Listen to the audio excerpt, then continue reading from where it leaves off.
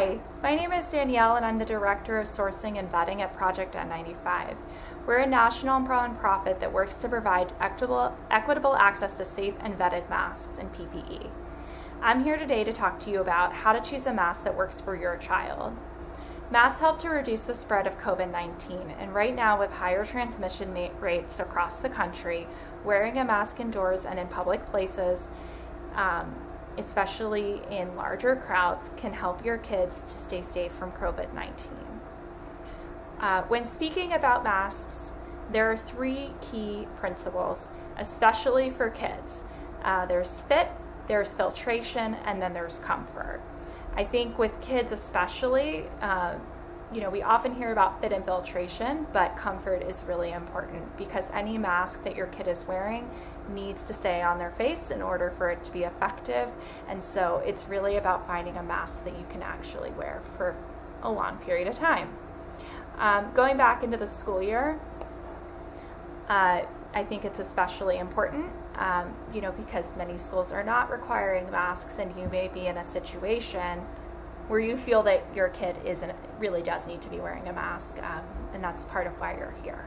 So I'm going to start off, I'm going to kind of take you through the fit, filtration, and comfort aspects of a mask and how to find a mask that has high filtration, how to find a mask that fits, and how to find one that's actually comfortable. So let's start with high filtration masks. Basically, I want to give a quick overview to let you know that one of the things that I think a lot of parents have difficulty with is finding a high filtration mask for their children because there isn't a US standard for high filtration kids masks. In the US, we have a standard for adults, which is the N95. You've probably heard of it. But there is not equivalent standard available for children in the US. So I just want to start out though and say, if you have a middle school aged kid who maybe is growing a bit more, is in between sizes, isn't necessarily wearing adult sizes yet, they may actually fit into a size small N95 mask. So if that's something that's interesting to you, you should go ahead and look for some small N95 mask options that may fit well for your kid. Now just going into some different options though for high filtration masks, there are specific types that you should be looking for in order to ensure that you're finding something that is legitimate and that is not counterfeited. So number one, KF94s are a good mask option for children who are looking for something that's higher filtration. This is a mask that is created to the Korean civilian mask standard, and it has a minimum filtration rate of 94%. These are really good because the standard actually has specific standards for masks in smaller sizes that work well for kids. So when you're looking for these masks, you could look for, you're looking for either a kid's mask, it may say youth, it may say small, or it may say extra small. So extra small masks are going to be best for kids under 5, small masks are probably going to be best for kids 5 to 10. If you have a kid who's, again, in that in-between stage, they may want to try out a medium KF94 that's similar to what a small N95 size would be, so it could be a good option for them. Beyond KF94s, an additional mask I'm sure you hear about all the time is the KN95. This is a high filtration mask that is made to a Chinese mask standard that is supposed to have a minimum of a 95% filtration rate. I think what we've seen pretty consistently throughout the pandemic is that it is hard to understand if you're getting a legitimate KN95 on the market because KN95s are not regulated in the same way that a KF94 or an N95 is regulated by the government. And so these companies that are making KN95s they're not being audited by government entities. And so it's hard to know if what you're getting is something that's safe. So we recommend always taking a few different steps to make sure you're getting something that is going to work for you. So one, I recommend purchasing from a reputable source. So I'm just going to say this now, Project N95 does have a marketplace.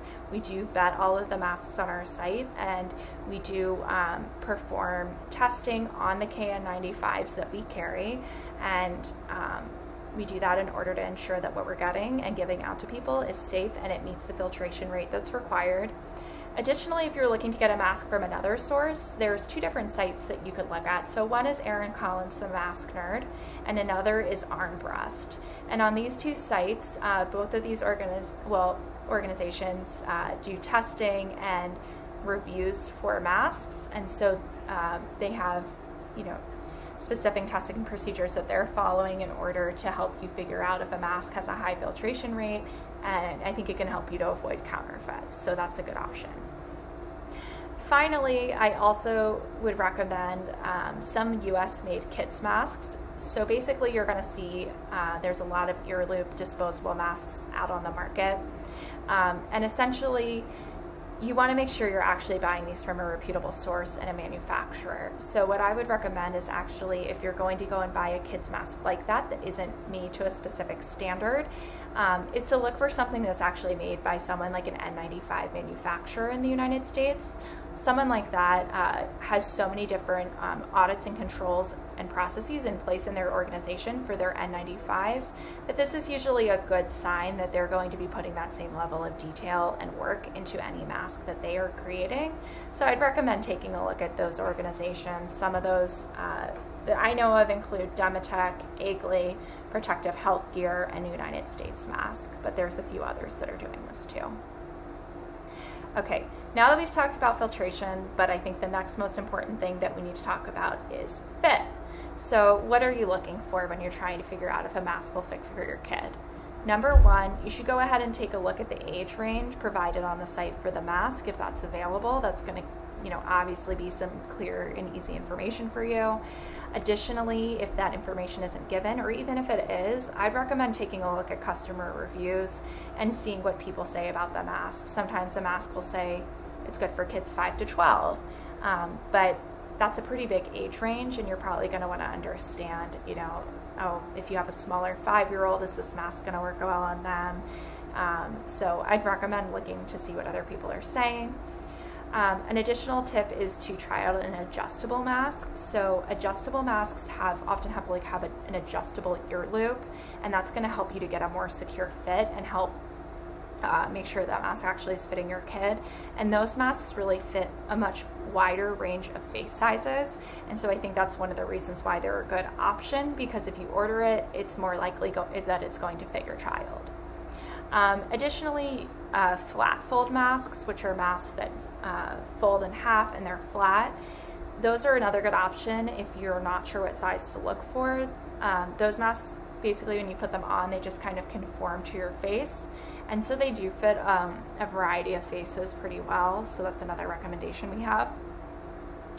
I think finally, just making sure that prior to the school year, you're actually trying out the mask is pretty key, and trying it out for a period of time so your kid can see how the fit is going and if they are comfortable and able to keep it on their face for a long time.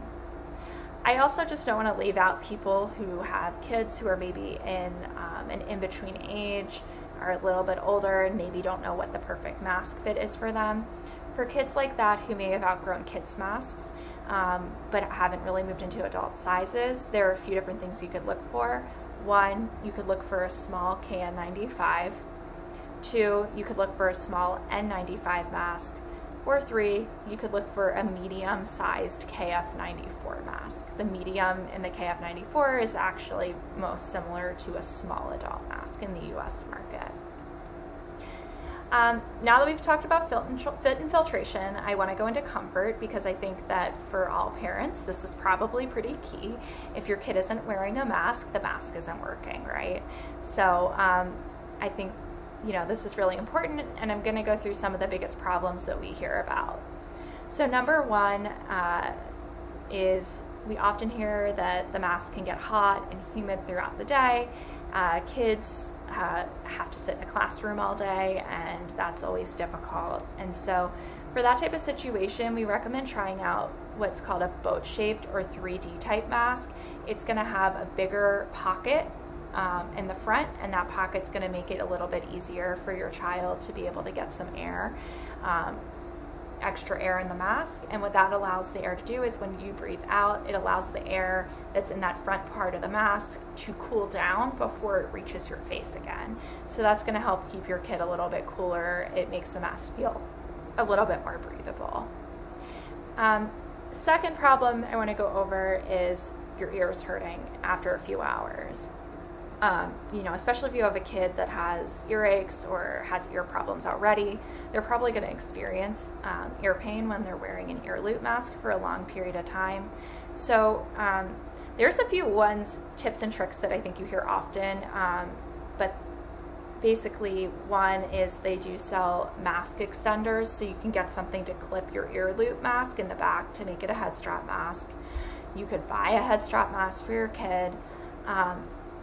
I also have some other suggestions. So one, getting an adjustable ear loop mask can be good, just because your kid can adjust it a bit throughout the day. So if it's getting irritating, they can just loosen it up a bit and make it a little more comfortable. Additionally, you could look for a mask that has comfortable ear loops. So two that I'd recommend for kids are the Armbrust KN95 and the Dematec DX95. I've worn the adult versions of those masks personally. I get the ear pain problem, and I find that they're ones that I can wear for a very long period of time, 8 hours plus, and that's really what you're looking for. Problem number 3, I personally don't have kids, but I've heard this from a lot of people. Kids drool, they have snot, they have food particles, coming out of their mouth. Basically, they could be dropping a mask on the ground. After a few hours, no matter how careful your kid is, they may be getting that mask a little bit too dirty. And, I think at the end of the day, when it comes to comfort, if your mask is soaking wet, you're probably not going to be that comfortable in that mask.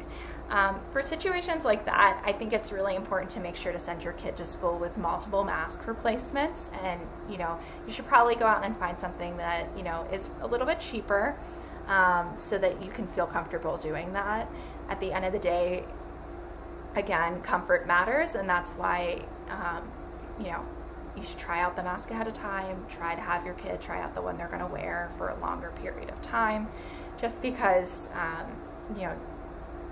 situations like this, masks get dirty, they aren't always going to stay as comfortable throughout the day, and you kind of want to know which one is going to have the staying power that your kid needs.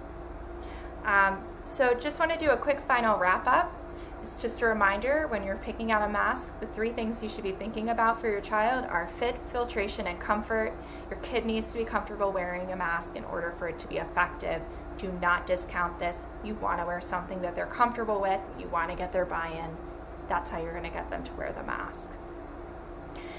Additionally, I really recommend that you try the masks for an extended period of time before the first day of school.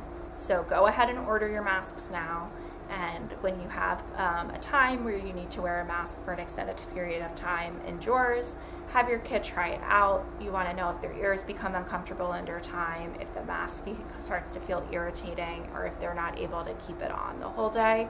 That's probably a sign that it's not the right mask for them. So those are all of the tips. I just wanted to thank you for joining this conversation on masking, and I hope you were able to find some tips that will help you as you move into the new school year. Thank you.